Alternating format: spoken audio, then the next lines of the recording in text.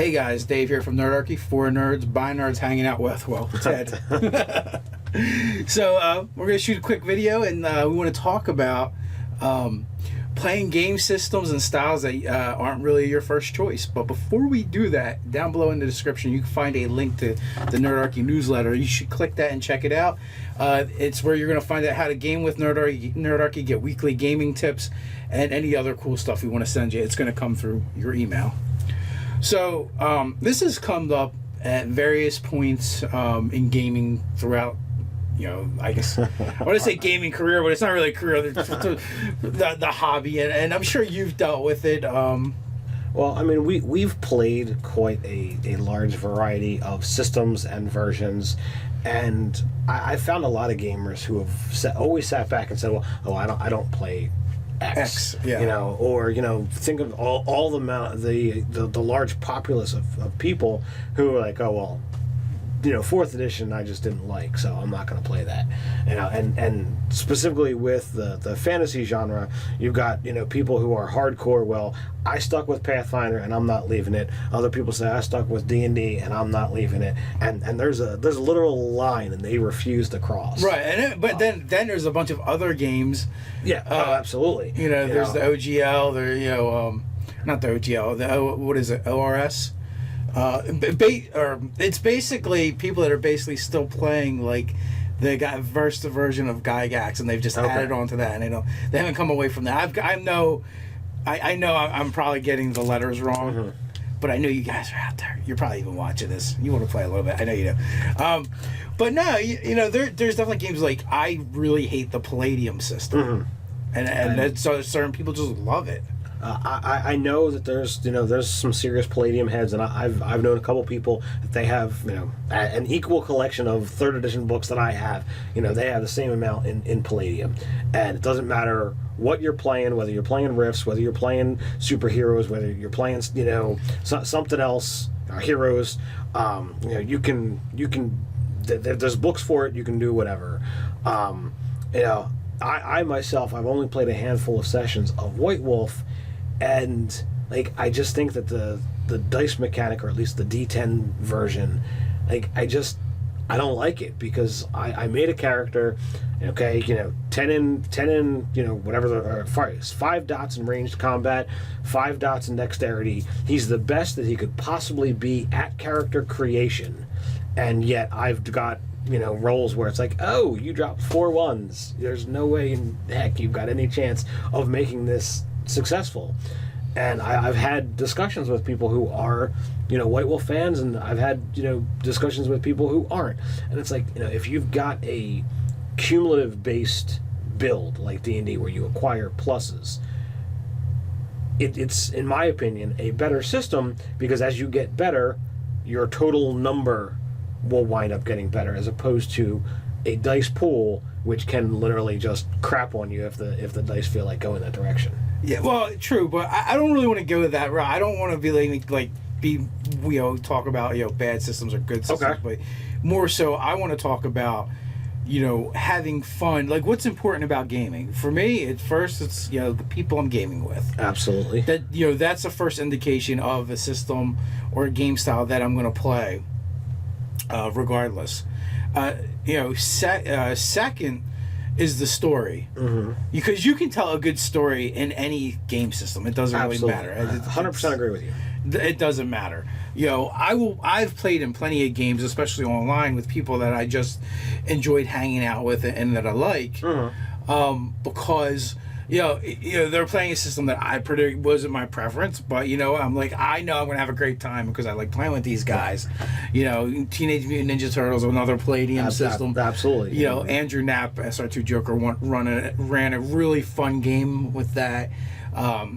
AJ Pickett with Heroes Unlimited ran a really fun game with that, and I'm sure there are others, and just gaming at our table, when people run, have run different things. Like, again, we've played other Heroes Unlimited games where the GM was telling really good stories, even though I don't care for the system. It didn't matter.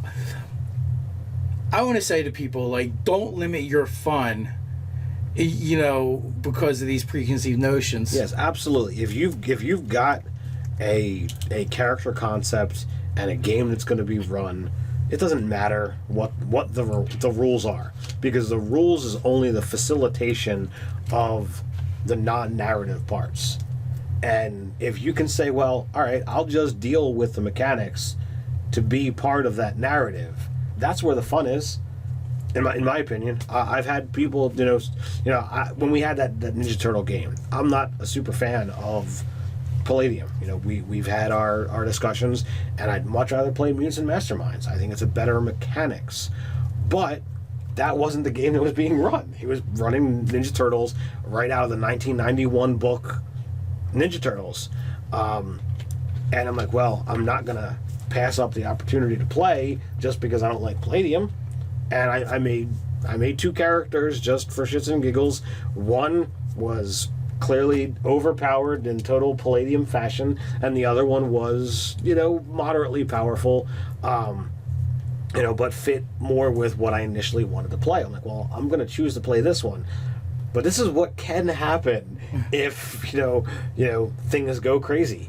And I had a lot of fun. I enjoyed myself, and it didn't matter that we were playing in Palladium. Yeah, I feel like once the narrative starts and you start playing the game, and if you have a good storyteller or DM, game master, whatever terminology you want to use, and they get you engrossed in the game that you're playing and immersed. Like you eventually you start forgetting about that stuff, and stuff comes up, and you just roll some dice, and right. And then there's a result that either you or the GM will narrate, and crazy shit can happen. Right. It's good times. And the same thing could go for playing if the game master has a play style that isn't your play style.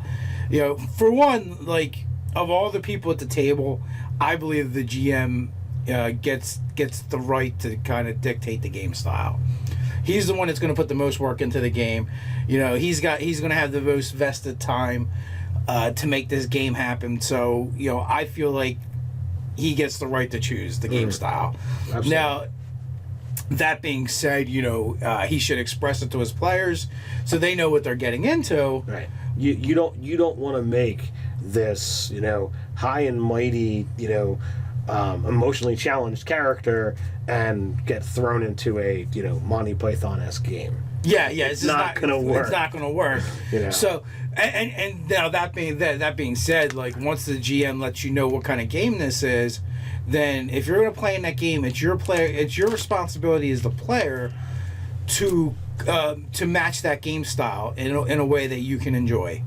And if you can't, then it's not the game for you. Unfortunately, me personally, I've had it come up recently where we're playing in a game system.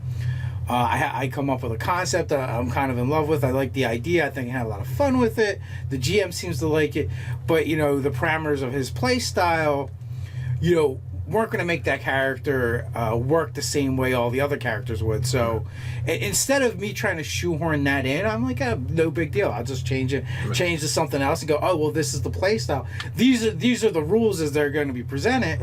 And instead of trying to cram a round peg into a square hole, why don't I just adjust? It's less aggravating for me. As seasoned gamers as we are, like, there really is no problem about saying, okay, well, character concept 1 isn't going to work.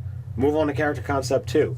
If I can, 2 or 99, whatever. I mean, if I go back through my decades of playing and look at the number of characters that I've made to completion that have never seen play, let alone ones that I've made character concepts for and never even made it to character sheet, it's got to be over 100. Staggering. Yeah. Well, it's just it. As gamers, we just like the game. So and I love coming up with ideas for character concepts, and even as a GM, game concepts that are never going to see the light of day. Yep. But you just keep throwing out and keep plugging them. So let's wrap this up. You have any final thoughts? I'll just go back to what we said earlier. If you're presented with the opportunity to game and you're not fond of the rules, but you're fond of the people at the table and you're fond of a character concept that you can come up with, don't worry about the rules. The rules are only there to facilitate, as I said, the non-narrative. The narrative is where it's at. That's where you're really going to have fun. That's where you're going to be a part of the story.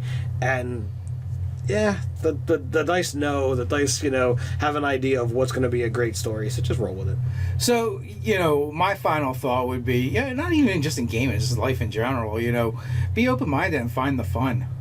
What do you guys think? Let us know in the comments below. We can like, share, and subscribe. You can patronize us in a good way by supporting our Patreon account. So until next time, stay nerdy.